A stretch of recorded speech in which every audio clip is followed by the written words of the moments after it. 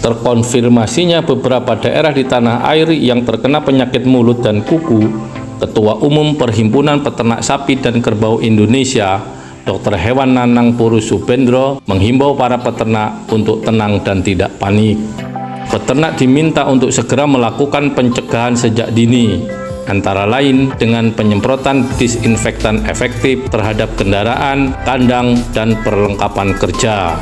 Menurut Nanang, pemerintah harus melindungi peternak. Jika penyakit ini mengakibatkan kematian, peternak juga perlu diberikan solusi dampak ekonomi akibat kematian ternak mereka. Hal itu dikatakan Dr. Hewan Nanang usai mengikuti apel Satgas Penanggulangan PMK bersama Bupati Lampung Tengah Musa Ahmad, Selasa 17 Mei 2022.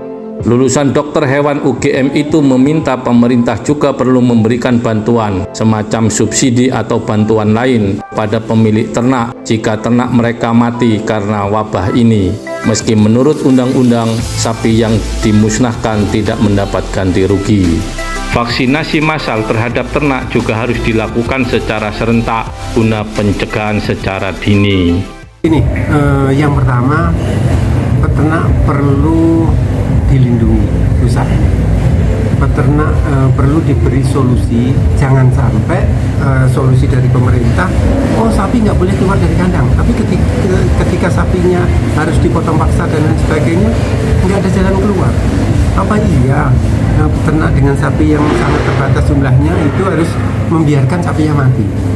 Sementara kita tahu bahwa dagingnya masih bisa dikonsumsi, maka itu peternak perlu diberi bimbingan kalau terjadi potong paksa harus apa yang dilakukan. Konsumsi daging yang masih bisa dikonsumsi itu dengan syarat seperti apa?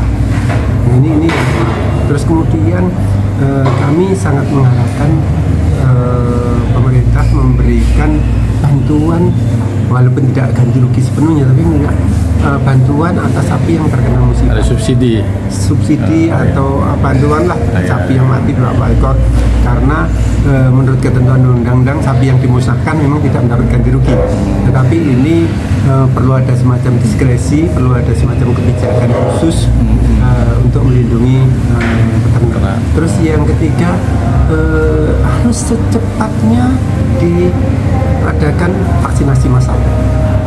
Harus, apakah itu impor dulu yang sesuai dengan serotype virus yang menyerang Indonesia, ataukah bisa diproduksi dalam negeri.